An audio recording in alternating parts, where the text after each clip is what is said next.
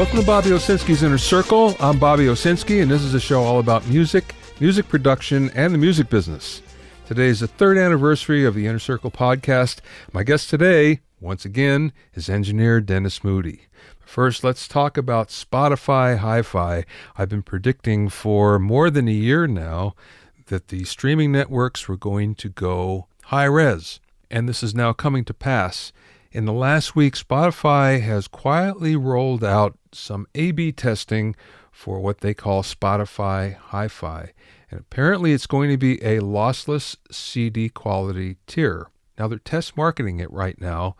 So what you'll find is certain people will find a price of $5 extra for the tier, or $15 a month.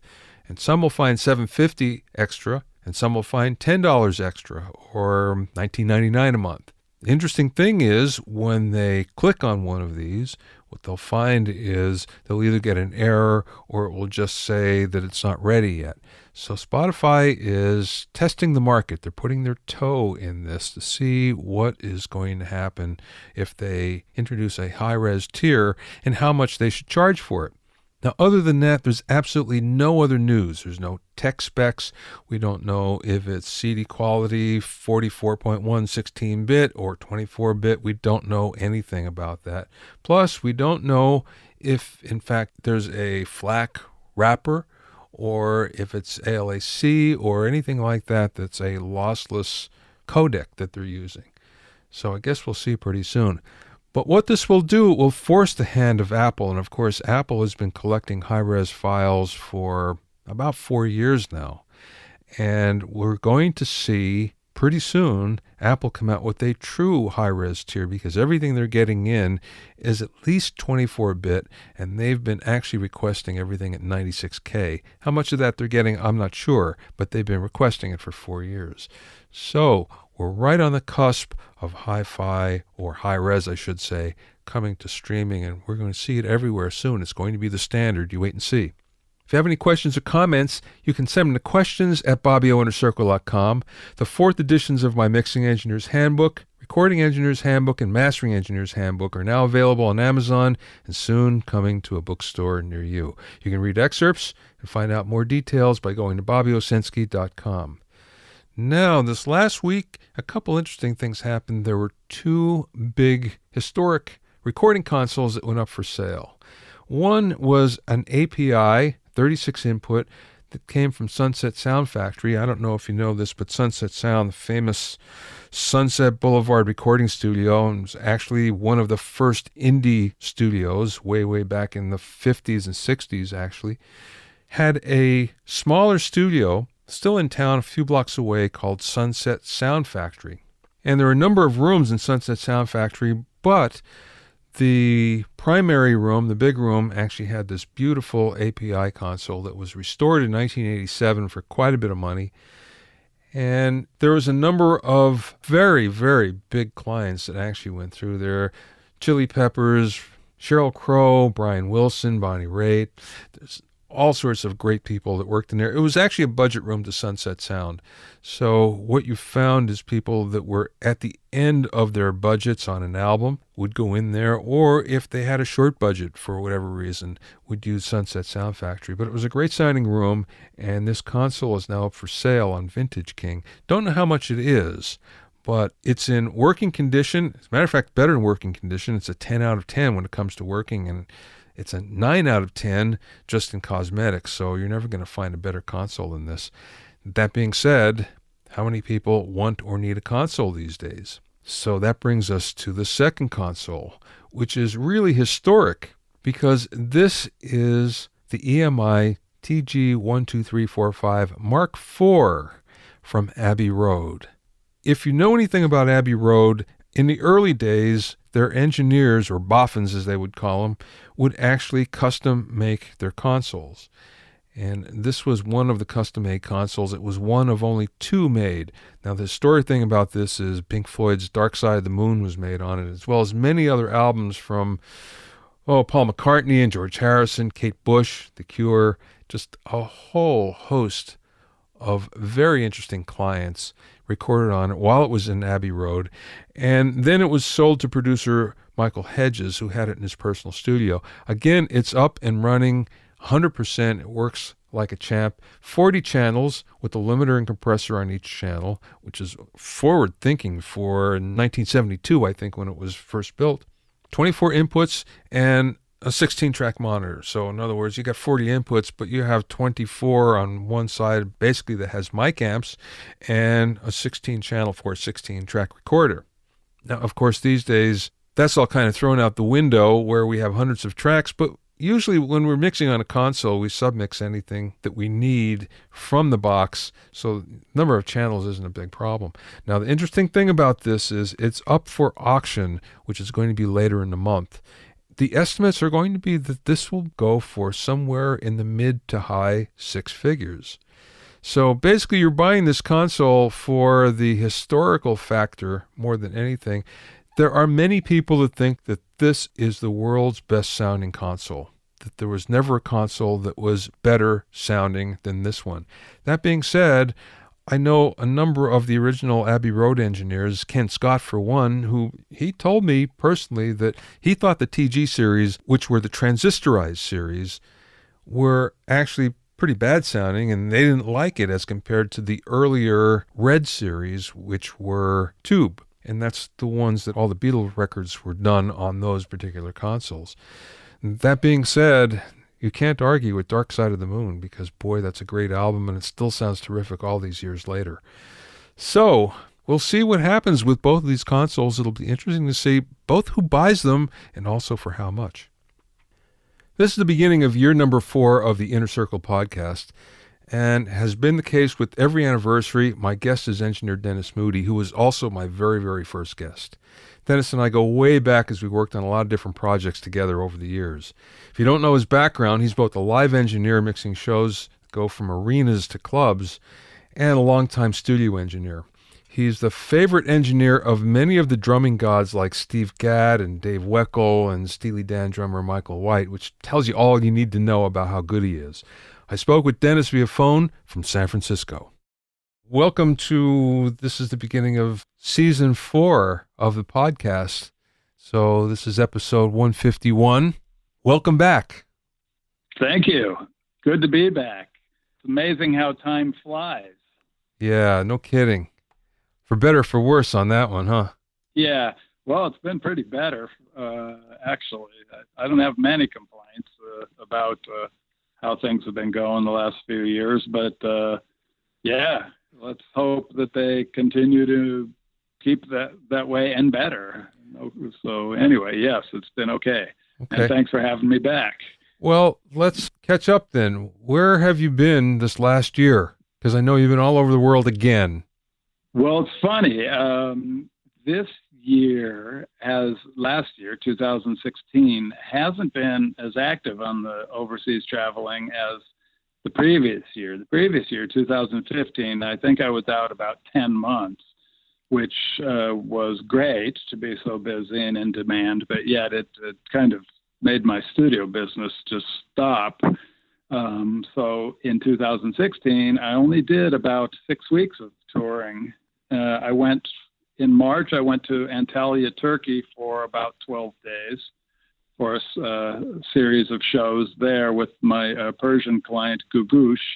And then at the end of the year, I went to Europe with her for a show at Wembley Arena on the 16th of December. And then we did one in Germany and we did one in Sweden on Christmas Day, all sold out shows. In addition to that, a 3-day run with Keiko Matsui, the jazz pianist. I was home for the most part, just doing sessions constantly. So I wasn't actually gone that much last year, but people seem to think I was. So that's good. Yeah, I think everybody's used to you being gone. And it's funny because whenever we get in contact, it seems like you're just about ready to go out on the road someplace. So it seems like you're always gone. That's true, yeah.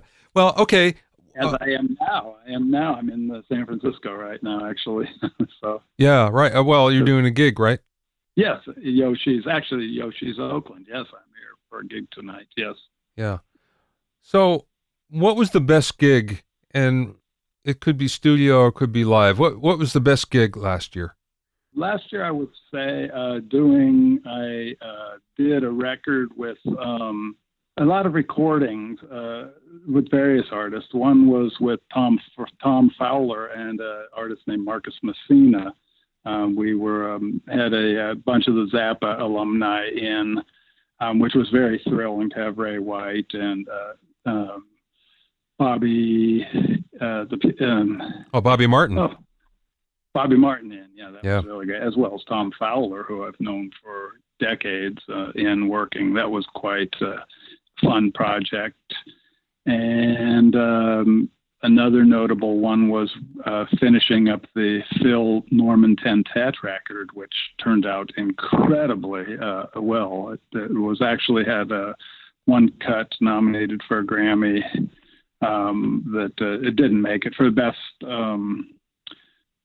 instrumental arrangement. So that was quite nice to have.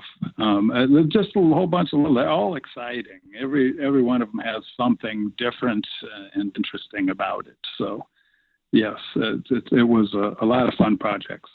Okay. So, that being said, what was the worst gig? You don't have to name names, but what was the worst? Most of them are trying to fix. Well, there's some live shows where you go and you do all the advanced work to make sure you have the technical necessities you need to pull off a show. And you go there and it's like they never heard from you, and they give you things that you didn't ask for and things you can't use. And then again, don't have the things you do need. So there's a couple of those. Recording wise, it's usually fixing horribly recorded projects. It's a challenge and it's kind of fun, but some of them are so poorly recorded. It's just like, if you can get it sound okay, you're lucky. But that's a reflection upon your abilities. If people could hear the before and after, they would say you're a genius. But not hearing the before, they think it's recording is like, I wouldn't say subpar, but not to your best your best abilities. So those are hard to do, and they're a lot of work, and they're not very rewarding at the end when people hear them and say, "Oh, that doesn't sound like a typical Dennis mix," or something like that. And you're just lucky you even got that out, to get a mix that works because of the source material. And I'm sure you're aware of that as an engineer and producer. You've had some of those. I won't say who it is. There are one or two of those I had to deal with this last year that were a lot of fun. Well, I hear that more and more from mixers, though, that they're getting in what they consider subpar recordings. And instead of people going to a proper studio and doing it and using a real engineer, they do it themselves at home, only knowing the basics, and therefore they come out with, what you have to fix and I have to fix. So, there's the problem. Yes. Right. Especially with drums. I won't say who, but there's some of the top drummers in town are all at home now, and except for an exception like Weckel, who's a genius with sonics and recording and getting great sounds. Some of the guys I get tracks from, I go, no, this can't. Where did they record this? Oh, at their home studio. I go, no, it's not possible that someone of that caliber and notoriety is doing stuff so substandard. It's not a good reflection on them. And they're big people. Their performances are phenomenal, but the way they sound is it's almost unusable. So that's a challenge. It's a challenge in, just trying to make it sound okay, and using sound replacement on certain elements in the kit and just trying to get it to work. And that's hard for us because we always strive for the best, and we want our mixes to be just fantastic. We want them to sound, people just to be blown away with what we do. And when you can't get that, and it doesn't feel right, and it's a little disappointing. But we do our best, and we still come up with good stuff. It just takes longer, and it's a bit limited, especially with the budgets today. They aren't going to let you spend the hours that you need on it. It's just not financially feasible. You know, I heard the same story from another friend of mine who has a lot of Grammys, and he was saying that he got some tracks in from a very famous drummer who did it at home. Mm-hmm. And this is someone who he's recorded a lot over the years, so he knows what he sounds like. He knows what his drums sound like, and he knows when he records them what it sounds like. And he just said, "Boy, the stuff I get in was so bad, I couldn't believe it." Yeah, yeah, it happens, but that's what they don't want to leave their homes anymore. If they can get up in the morning and just go out into the garage and turn on the Pro Tools and record, then that's what they do. Well, again, it's just part of. You're getting it for cheaper too because of that. So price drives everything. Yeah, no cartage, no studio charges, things like that. Yeah, it makes sense. So, but it's just what we got to deal with now. So I just do it. I do my best and try and get them to sound presentable. And it's funny, sometimes you improve it so much that they just can't believe. They go, "This is not possible." How did you do this? Yeah, a lot of dicing and editing and stuff. But we do it. It's fun. It's a challenge. Part of the job these days. Okay, so what are the trends that you've seen in the last year? And this could be live or in the studio. Was there something that struck you as a trend? Well, there's two things that I've noticed, especially. The first one would be the budget being cut. And this is a hard one for me because I'm out in the audience, sitting in my mixed position, and I still see, if it's a smaller jazz tour, I still see 200, 300, 400 people there every show.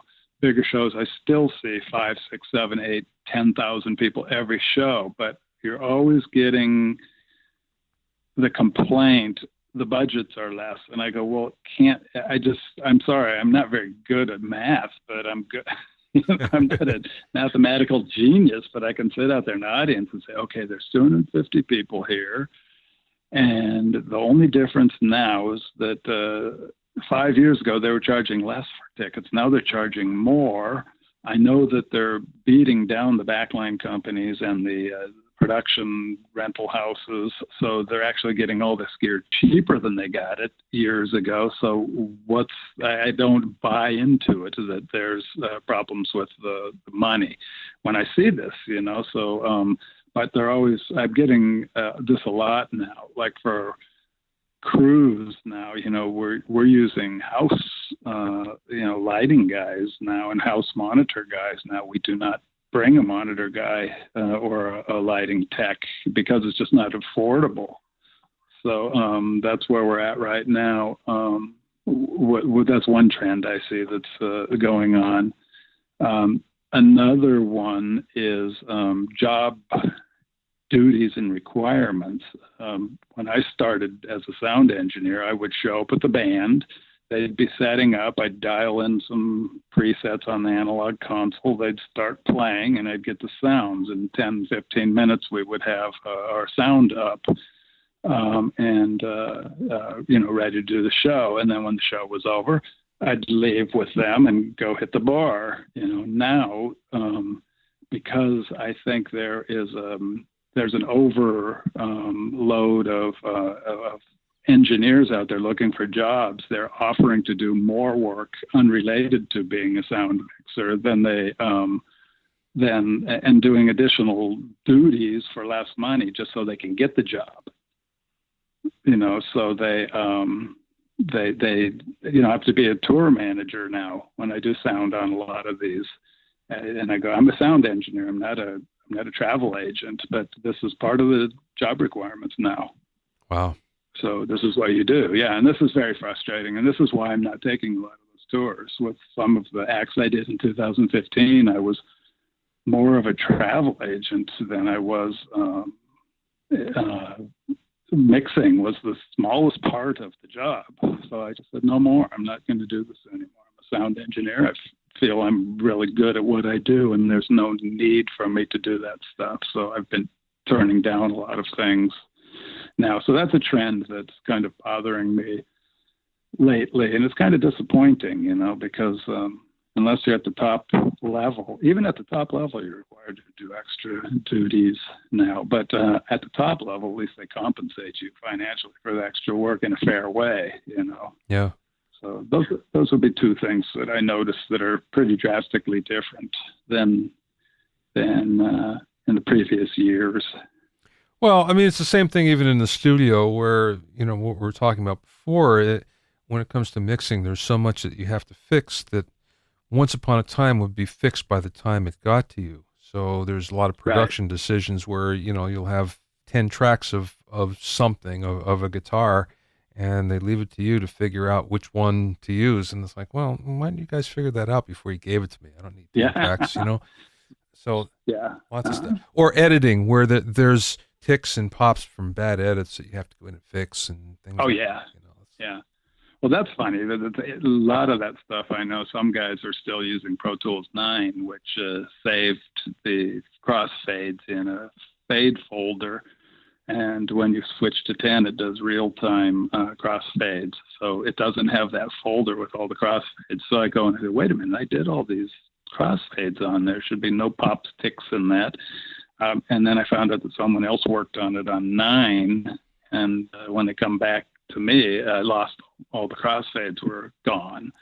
So that's that's one thing I couldn't figure out. Why did they undo? I'm like, how did that happen? And then of course, obviously the real-time crossfades. So that's one thing. Well, let's go there for a second. Pro Tools. So what version are you on?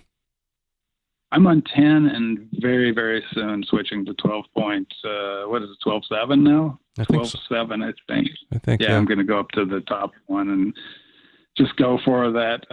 And the reason being is that I'm getting so many sessions coming in now that are 12 and such that, it's just not, incompatibility is not working. In other words, the plugins, I can get the session open fine, but none of the plugins are compatible, or very few are compatible. So, you have to, as a professional, you have to, offer up-to-date services and gear, So I'm trying to, I need to keep up with it. And I got up to in sync with 10, and then all of a sudden 11 and 12 came in just immediately after.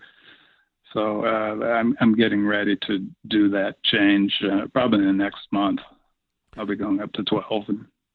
Have you considered anything else? A different system? No, I'll stay with Pro Tools. I thought about it, but I already know Pro Tools, and I'm very good at Pro Tools, and I can get it to do what I want it to do. So, and everybody, it seems to be the standard now, so most people have it, and I'm not saying it's anything about the quality compared to the other DAW systems, but it's just what seems to be out there in the forefront. So I have to kind of stay with that to maintain a professional standard. Yeah. So no, I'm not going to change at this point. Okay. It takes too long to learn all the little idiosyncrasies and stuff to learn them. It's too much, too much to learn, being so busy, Yeah, right. Well, okay. We hung out at NAMM together for a little bit, which was very cool. And always a pleasure. To see you there. We didn't talk too much about gear, though. What did you see there that you liked? Well, I was there the first 2 days, and there were a couple interesting things I saw. And I have to say that the warm audio stuff is just stuff, I may have mentioned this last year when we were talking, it's just really knocked me out with the quality of these products. Their WA-76 limiter compressor and their other Pultec emulator. They have AQ. It's the WA. I can't remember right off the hand, but it's their Pultec clone, let's say, and they've just been wonderful for me. Those products I've been just using constantly in my studio on recording. I didn't see anything that really like stood out exceptionally. That just really blew my mind. There are a lot of for live. There's a lot of new in-ear systems, so wireless in-ears that are pre-molded and fit to the client's ear that are coming out, but and they're much less expensive than the big ones. But I'm trying to find out why, and when I look at them, I see the little differences. So I was pretty excited about that at first until I started looking, and I go, oh, well, this is why this one costs more than this one, because it's not offering as much. There are a couple microphones that I enjoyed. The MA1000 seems to be a really great mic. Dusty's letting me try one out now. I have to evaluate it. I haven't had a chance to really even sit and A/B it against anything. Sessions I've used it on, it's been great. I think you'll like that. It's Mojave Audio MA1000, and it's their 251 C12. I don't want to say clone, but it's their kind of version. And boy, it sounds really good. I don't know if it sounds just like one of those, but no, it doesn't matter. It doesn't have to. It sounds great. You're right. Yeah, you're right. And the session I used it on, I did a session. I'm doing a session now with a couple of guys from Shalimar, and Mickey Free is a guitarist and vocalist, and it's kind of fun to work with those guys from that era because of the good old days stories that we talk about. But I used it on Howard Hewitt, who was the lead singer for Shalimar. He came in and I couldn't believe how great the mic sounded. And again, I didn't put up another mic to compare how much more improved it may be compared to like a 414 or a 87, but it sounded awesome, really awesome. And I'm really happy for Dusty that he's got that out there because it's such a great product. I'm probably going to end up getting one here. I just have to go over the budgets and the needs for it, Yeah. So once I go through that, I may end up getting one. Another mic that really knocked me out was the Warm Audio 87, the W87, and you get these email, here, click this link to hear it, and I said, okay, I know Bryce over there, and he's been really supportive of me and helping. I'm using his products, but of course, there's no more freebies. They don't give stuff to you. You buy it and you use it, and you give them some feedback and help them to improve the quality of their product by your feedback, professional feedback. So I clicked on a link to check out the W87. I couldn't believe the sound of it. I sent him an email after and said, man, are you onto something? This has got to be one of the greatest sounding new affordable mics I've heard in years. Because usually see those and go, okay, it sounds like a mic, sounds like someone singing. But this mic just blew me away with the sound. So I'm probably going to try and pick up a pair of those too when the need comes later in the year, or maybe not so later in the year, maybe soon. Yeah. I just have to have need for them. I listened on the floor, which is very difficult to really evaluate anything, but I have to say it sounded really good. I mean, it just had something that you went, oh, wait, yes. Okay, yeah, I get it.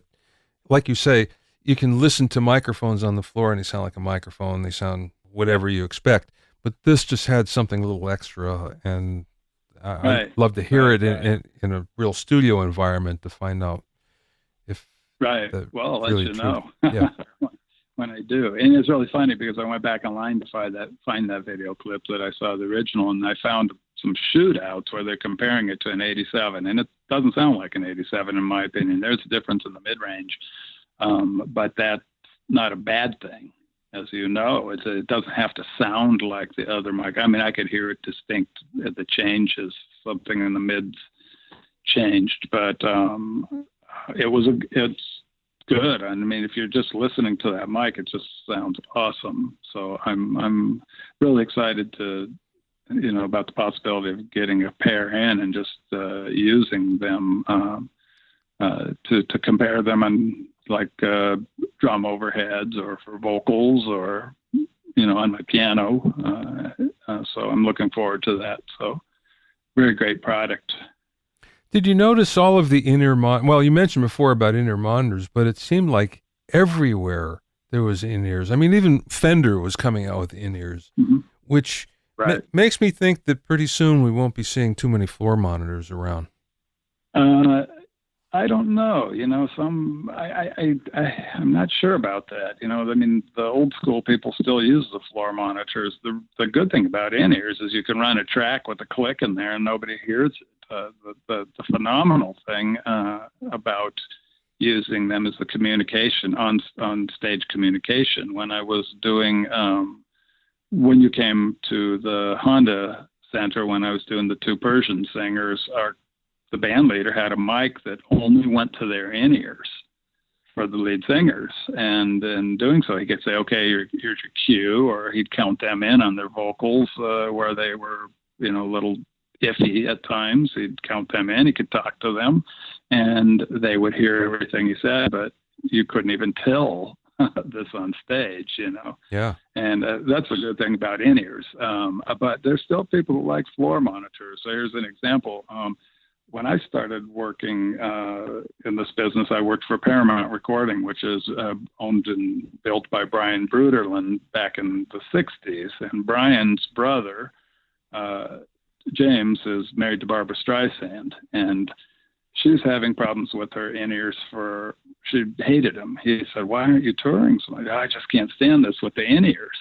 And he tried to get me on board with that, but unfortunately, at that level, there's a lot of politics involved with the production of that stature.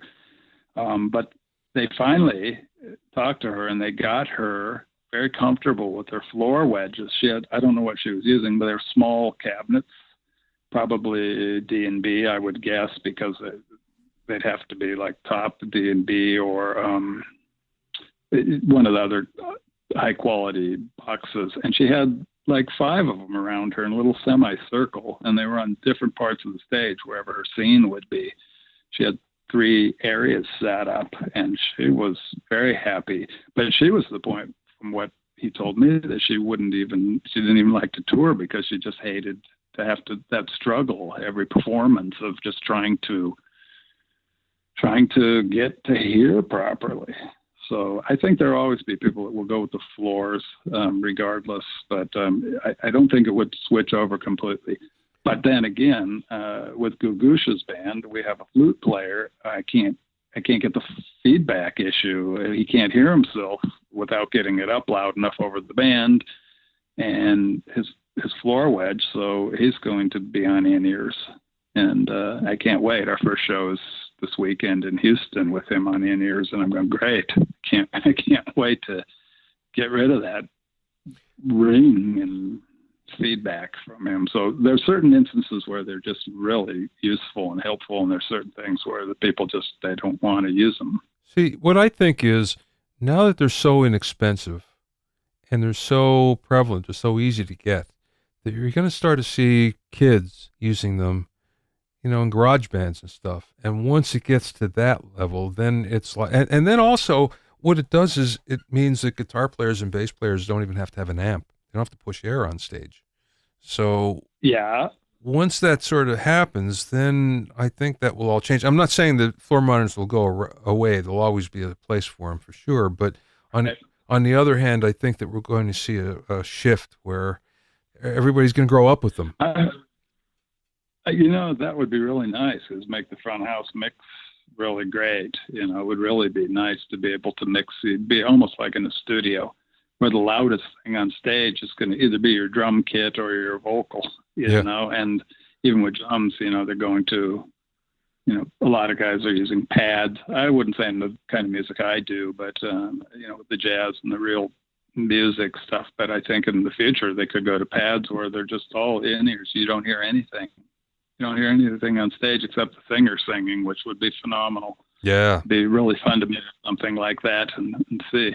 Well, here's an example, too, though, about that. The drums, I just did this. I'm working with Keiko Matsui now, and she has an acoustic piano, and she has a drummer who's right behind her, he's a great drummer, but, drummers, when they get excited, they play loud. And when you have an acoustic piano 3 feet in front of the drum kit, even if it's closed, you still get leakage into it. So we put up a glass plexi shield in front of his kit, and I had hoped it would be a 4-foot shield because he was on a riser, but they brought in a 6-foot shield, and it covered his toms. I couldn't hear his acoustic kit in the room, and it really bothered me.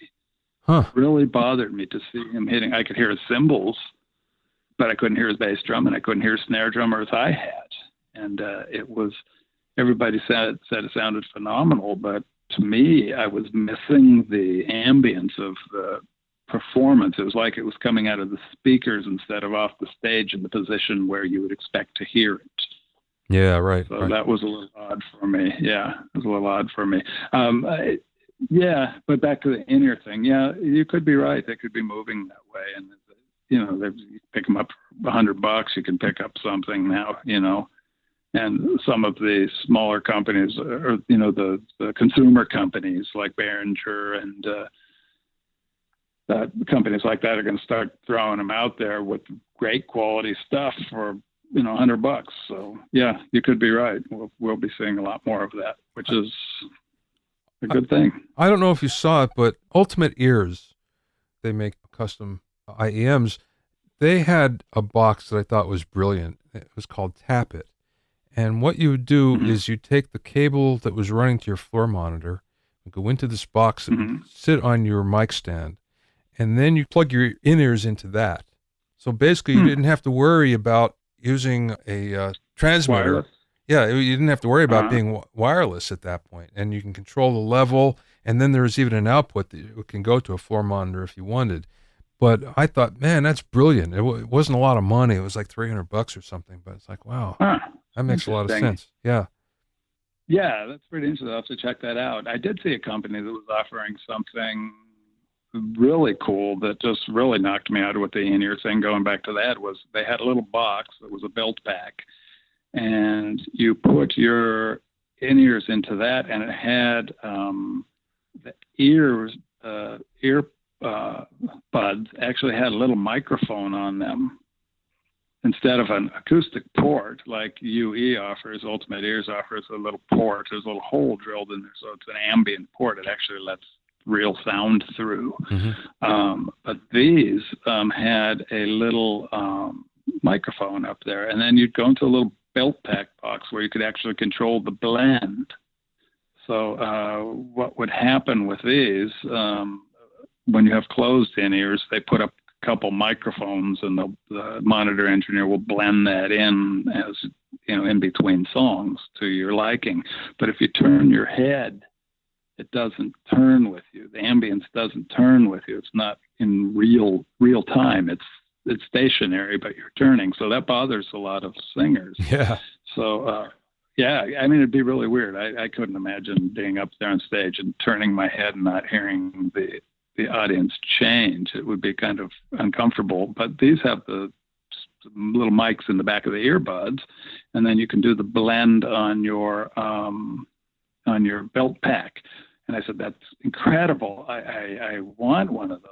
And it's that small and it fits. And they go, and what's its wireless? What's the wireless capabilities of this? They go, oh no, you have to plug this out of this into a belt pack, and that's where it lost me. Because have a singer like a female singer up there with a tight outfit on, you can't have a bunch of belt packs around your back and under your clothes.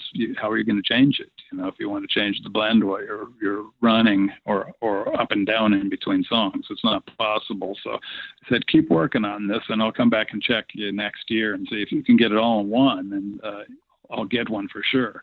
I can't remember what the company was, but I'm sure if they perfect that, they'll really be onto something. It's got to be the next big thing in in-ears, in my opinion. Yeah, it'd just be phenomenal. Also, a smaller receiver, a sender, a smaller belt pack for the in-ears. No receiver on the belt pack. They're pretty big now, and if they could get them down to about the size of a Matchbox, it would be pretty incredible. So they still have a ways to go on all this stuff, but they're getting there. And each year I go there, I see small improvements. I'm waiting for something to just come along and go, wow, that's really phenomenal what they're doing this year, and make a big splash. That'd be nice. Station. Yeah, hasn't happened in a while. Okay, so what does next year look like? What's your bucket list for the year? This year, I want to actually, I'm trying to stay home more. I want to keep working on my studio stuff and getting a lot of records. I'm actually now working on Frank Gambale's new record. And they're actually doing vocals while I'm out here. My assistant is recording some vocals for them. It's his wife and his project, and really great stuff. And, Frank is like to guitar players like Dave Weckl is to drummers. Yeah. So I'm very excited about that. But I want to keep working and trying to cultivate higher level clients now, some things that are a little more notable. And the reason being is when I had my old studio where we met, Sonora Recorders on Los Feliz, the fighting to get paid from the record companies and waiting 6 months to get a check, for $500. I bailed on the Hollywood machine and started with the independents, which has done great for me with all my jazz clients and stuff. But I'm not going to get a Taylor Swift record by doing that, So I'm trying to get a little more focused and trying to get some more high-profile pop artists in and seeing what I can do. And I'm getting a lot of interesting inquiries. So hopefully that's one thing that'll happen this year for me. I'd like to, if I do some touring, I'd like to go to some interesting places. I've been to Europe probably 10 years of my life I've spent over there touring, which is great. But how many times can you go to Dusseldorf before you've seen it? Beautiful city. But I'd like to go to. I'm offered a tour for October with Keiko Matsui, where it's an orchestra date where we're doing 14 cities in Russia from the west coast to the east coast, including Vladivostok and places. I think that would be fascinating. Yeah. Something like that I pursue. There's another artist, African artist from Senegal, Baba Mal is his name. Oh, yeah. He's one of the big things. I did a show for him at the photo, there's in West LA, there's a photo gallery, museum. It's a plaza, and they have concerts there every year. KCRW, Brandenburg photo museum or something. It's in West LA, and they had KCRW puts on shows. I got hired to mix his band there, and in doing so, I've already gotten 2 mixing projects, and have been told that they want to bring me to Senegal to do some stuff over there. That would be fascinating. South Africa, I've been to a few times, but to go back again, it's always incredible. Australia, South America, any of the places that are a little off the beaten path. We always go to Europe, and and South America is half the distance.